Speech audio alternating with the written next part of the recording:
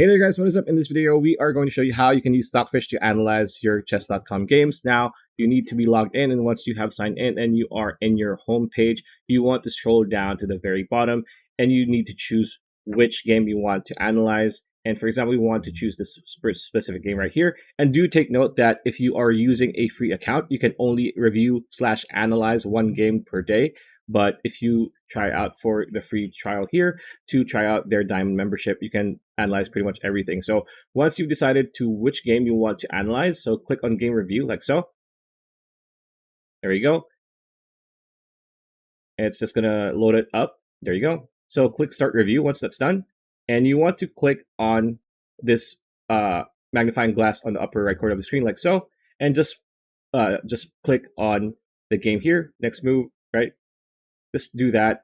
This is pretty much the analysis that we are looking for. So that's pretty much it. That's a video. Hope you liked it. Like, comment, share, subscribe, ring that bell icon. We'll see you on the next video.